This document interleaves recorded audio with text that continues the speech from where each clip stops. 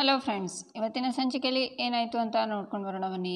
ರೋಷನ್ ಕಾವ್ಯ ಕೈನ ಸವರ್ತಾನೆ. ಆಗ ಕಾವ್ಯ ಬಿಡಿಸ್ಕೊಂಡು ತೇಜು ನಾನು ವಾಶ್ರೂಮ್ಗೆ ಹೋಗಿ ಬರ್ತೀನಿ ಅಂತ ಹೋಗ್ತಾಳೆ. ಮಹಾದೇವ ಅದನ್ನೆಲ್ಲ ನೋಡ್ತಾ ಸಿಟ್ಟಿಂದ ರೋಷನ್ನ ನೋಡ್ತಾ ಬೇಡ ಬೇಡ, ನಾನು ತಾಳ್ಮೆ ಕಳ್ಕೊಂಡು ಸಿಟ್ಟಿಂದ ಗಲಾಟೆ ಮಾಡಿದರೆ ಫ್ರೆಂಡ್ಗಳ ಮುಂದೆ ಕಾವ್ಯಗಳ ಹೆಸರು ಹಾಳಾಗುತ್ತೆ ಅಂತ ಕಣ್ಣನ್ನು ಮುಚ್ಕೋತಾನೆ ಮಹಾದೇವ. ಆಗ ರೋಷನ್ ಈಚೆ ಬರ್ತಾನೆ. ಅಣ್ಣ, ನಿಮ್ಮ ಹತ್ರ ಸ್ವಲ್ಪ ಮಾತಾಡಬೇಕಿತ್ತು, ಪಕ್ಕಕ್ಕೆ ಬರ್ತೀರಾ ಅಂತಾನೆ ಮಹಾದೇವ. ನನ್ನ ಜೊತೆನಾ? ಏನು ಮಾತಾಡೋದಿದೆ ಅಂತಾನೆ ರೋಷನ್. ಮುಖ್ಯವಾದ ವಿಚಾರ, ಎರಡೇ ಎರಡು ಮಾತು ಅಂತಾನೆ ಮಹಾದೇವ. ಈಚೆ ಕಾವ್ಯ ಮುಖಕ್ಕೆಲ್ಲ ನೀರನ್ನು ಹಾಕಿ ತೊಳ್ಕೊತಾಳೆ.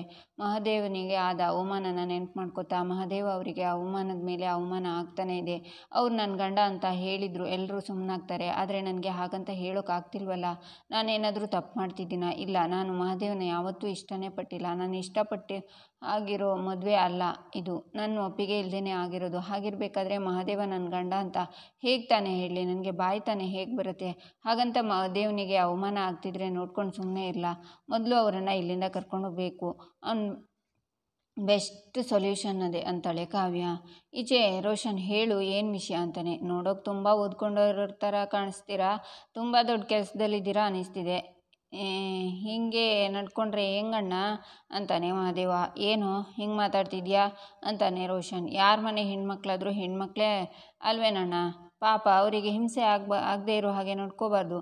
ಅವರಿಗೆ ಎಲ್ಲರೂ ಹೇಳ್ಕೊಳ್ಳೋದಕ್ಕೆ ಆಗಲ್ಲ ಅಂದ್ಕೊಂಡು ಅದನ್ನೇ ಸದರ ತಗೊಂಡು ಹಿಂಸೆ ಕೊಡ್ತಾರಲ್ವಾ ಅಣ್ಣ. ನೀವು ಫೋಟೋ ತಗೊಳ್ಳೋ ನೆಪದಾಗೆ ಕಾವ್ಯನ ಕೈ ಮುಟ್ಟಿದ್ದು ತಪ್ಪು ಕಣ್ಣಣ್ಣ ಅಂತಾನೆ Mahadeva. What the hell man, ನೀನು ಯಾರೋ ಇದನ್ನೆಲ್ಲ ನನಗೆ ಬೋಧನೆ ಮಾಡೋಕ್ಕೆ? ಕಾವ್ಯ ನನ್ನ ಹೆಂಡತಿ ಫ್ರೆಂಡು. ಆ ಸೆಲ್ಗೆಯಲ್ಲಿ ಸೆಲ್ಫಿ ತಗೊಳ್ಳುವಾಗ ಹೆಗಲ ಮೇಲೆ ಕೈ ಹಾಕಿದೆ. ಇದು ಹೈ ಸೊಸೈಟಿ ಕಲ್ಚರ್ ಕಣೋ. ಇದೆಲ್ಲ ಗೊತ್ತಿಲ್ಲದೆ ಇರೋ ನೀನು ನನಗೆ ಬೋಧನೆ ಮಾಡಬೇಡ, ಬರ್ತೀಯಾ ಅಂತಾನೆ ರೋಷನ್. ಇಲ್ಲ ಅಣ್ಣ, ಯಾವ ಸೊಸೈಟಿ ಆದರೂ ತಪ್ಪೇ ಅಲ್ವೇ? ನೀವು ಮಾಡಿದ್ದು ಸರಿ ಇಲ್ಲ ಅಂತಾನೆ ಮಹಾದೇವ. ಏಯ್, ನಿನ್ಗೆ ಒಂದ್ಸಲ ಹೇಳಿದರೆ ಅರ್ಥ ಆಗಲ್ವೇನೋ? ಏನು ಗುರಾಯಿಸ್ತಿದ್ಯಾ? ಏನು ಹೊಡಿತೇನೋ? ಬಾರೋ. ನೋಡ್ದೆ ಫ್ರೆಂಡ್ಸ್, ಈ ಬ್ಲಡಿ ಇಡಿಯೇಟ್ ನನಗೆ ಬೋಧನೆ ಮಾಡೋಕೆ ಬರ್ತಾನೆ. ಏನೋ ಮಾಡ್ತೀಯಾ?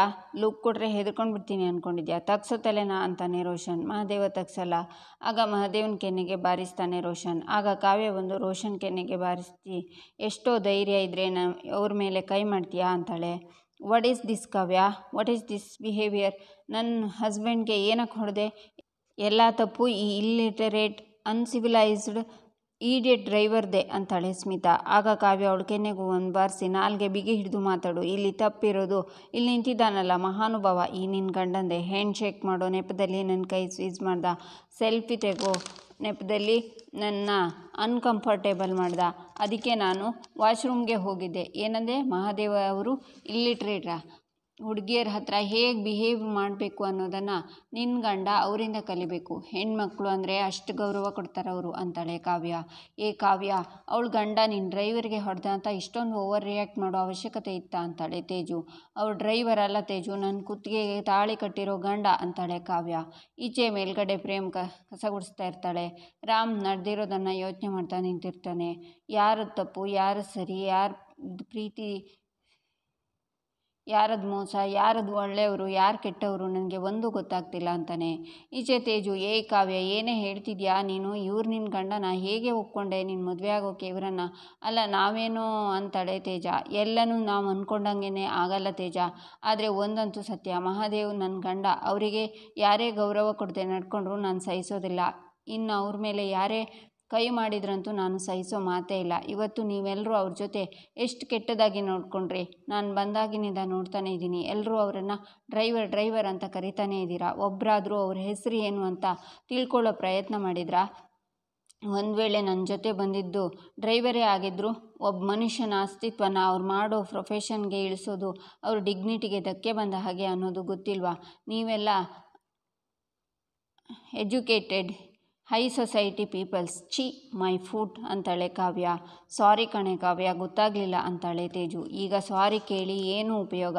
ಅವರಿಗೆ ಆಗೋ ಹರ್ಟು ಆಗ ಹೋಗಿದೆ. ಅವರಷ್ಟು ಓದಿಲ್ಲ, ಕಲ್ತಿಲ್ಲ ನಿಜ, ಆದರೆ ಓದಿದವರು ಎಷ್ಟು ಇರೆಸ್ಪಾನ್ಸಿಬಲ್ ಆಗಿ ನಡ್ಕೋತೀರಾ ಅನ್ನೋದು ಅವರಿಗೆ ಗೊತ್ತಾಗಿದೆ. ಎಷ್ಟು ಓದಿದ್ರಿ ಏನು? ಒಬ್ಬ ಮನುಷ್ಯನ ಹತ್ರ ಹೇಗೆ ಬಿಹೇವ್ ಮಾಡಬೇಕು ಅನ್ನೋದೇ ಗೊತ್ತಿಲ್ಲ. ಅದನ್ನು ನೀವೆಲ್ಲರೂ ಅವರಿಂದ ಕಲಿಬೇಕು. ಇಲ್ಲಿರೋರೆಲ್ಲರಿಗಿಂತ ಬಿಹೇವಿಯರ್ ವಿಷಯದಲ್ಲಿ ಮಹಾದೇವ ಅವರೇ ಮೇಲು ಅಂತಾಳೆ ಕಾವ್ಯ. ಸಾರಿ ಕಣೆ ಕಾವ್ಯ. ಮಹಾದೇವ ಅವರೇ ಸಾರಿ ಅಂತಾಳೆ ತೇಜು. ನಿಮ್ಮ ಸಾರಿ ಯಾರಿಗೂ ಬೇಕಾಗಿಲ್ಲ. ನಿಮ್ಮ ಪಾಡಿಗೆ ನೀವು ಮದುವೆ ಮುಂದುವರಿಸಿ. Happy married life. ಮಹಾದೇವ್ ಬಾ ಅಂತ ಅವನ ಕೈನ ಹಿಡ್ಕೊಂಡು ಹೇಳ್ಕೊಂಡು ಬರ್ತಾಳೆ ಕಾವ್ಯ.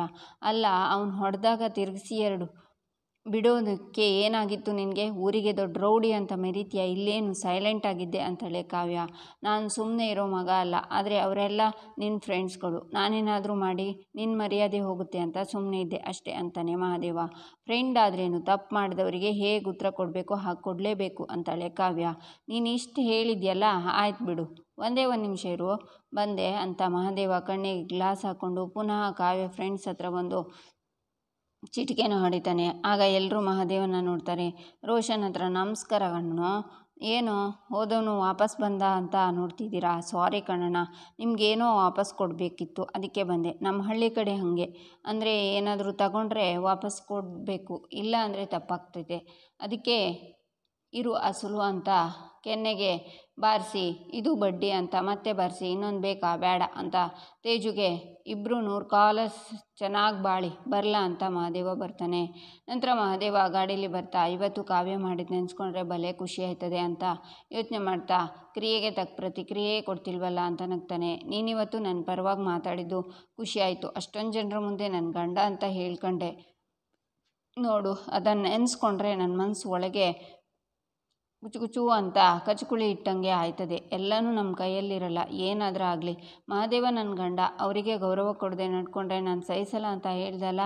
ನಿನ್ನ ಮಾತಿನಲ್ಲಿದ್ದ ಕೆಂಡದಂತಹ ಸಿಟ್ಟಿನ ಒಳಗಡೆ ಬಚ್ಚಿಟ್ಕೊಂಡ ಅಂತ ನನ್ನೊಳಗಿನ ಕಾಳಜಿ, ಅದು ಯಾಕೆ ನೀನು ನನ್ನ ಕೈ ಹಿಡ್ಕೊಂಡು ದರ ಅಂತ ಹೇಳ್ಕೊಂಡು ಬಂದಿಯಲ್ಲ, ಆ ನಡಿಗೆಯಲ್ಲಿ ಇದ್ದಿದ್ದ ನಿಷ್ಠುರತೆ ಅದೆಲ್ಲ ಕಂಡು ನನ್ನ ಕಲ್ಲಿನಂತಹ ಗುಂಡಿಗೆ ಕರಗಿ ನೀರಾಯಿತು ಕಾವ್ಯ. ಇನ್ಮೇಲೆ ನೀನು ಎಷ್ಟಾದರೂ ಬೈ, ನನಗೆ ಏನೂ ಬೇಜಾರಿಲ್ಲ, ಯಾಕಂದರೆ ನಿನಗೆ ನನ್ನ ಮೇಲೆ ಎಷ್ಟು ಕಾಳಜಿ ಇದೆ ಅಂತ ಗೊತ್ತಾಗದೆ ಅಂತಾನೆ ಮಹಾದೇವ. ನೀವು ಅಷ್ಟೊಂದೆಲ್ಲ ಖುಷಿಯಾಗೋ ಅವಶ್ಯಕತೆ ಇಲ್ಲ, ನನಗೆ ನಿನ್ನ ಮೇಲೆ ಯಾವುದೇ ಕಾಳಜಿ ಇಲ್ಲ.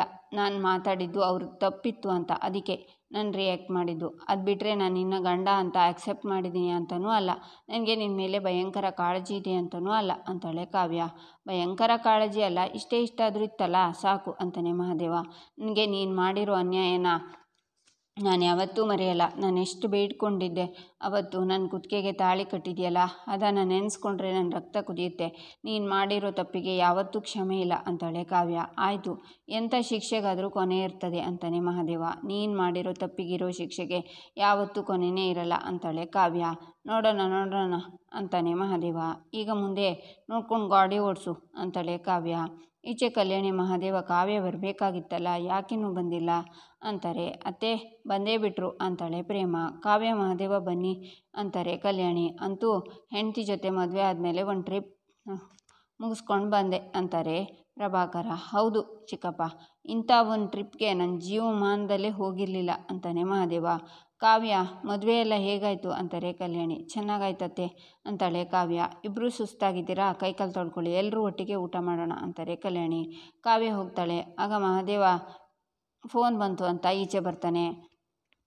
ಕಲ್ಯಾಣಿ ಅವನ ಹತ್ರ ಬಂದು, ಹೇಗಾಯಿತು ಮದುವೆ ಎಲ್ಲ, ಏನು ನಡೀತು, ಅವಳ ಮನಸ್ಸಲ್ಲಿ ಜಾಗ ಪಡ್ಕೊಂಡ್ಯಾ ಅಂತ ಕೇಳ್ತಾರೆ. ಗೊತ್ತಾಗಲಿಲ್ಲ ಕಣಮ್ಮ, ಎಲ್ಲ ಗೊಂದಲ ಅಂತಾನೆ ಮಹಾದೇವ. ಅಲ್ಲಿ ನಡೆದಿರೋದನ್ನೆಲ್ಲ ಹೇಳು ಅಂತಾರೆ ಕಲ್ಯಾಣಿ. ಆಗ ಮಹಾದೇವ ಹೇಳೋಕ್ಕೆ ಶುರು ಮಾಡ್ತಾನೆ. ಇಲ್ಲಿಗೆ ಈ ಸಂಚಿಕೆ ಮುಕ್ತಾಯವಾಗುತ್ತೆ. ಮುಂದಿನ ಸಂಚಿಕೆಗಾಗಿ ನಮ್ಮ ಚಾನಲನ್ನು ನೋಡಿ, ಸಬ್ಸ್ಕ್ರೈಬ್ ಮಾಡಿ, ಲೈಕ್ ಮಾಡಿ, ಸಪೋರ್ಟ್ ಮಾಡೋದನ್ನು ಮರಿಬೇಡಿ.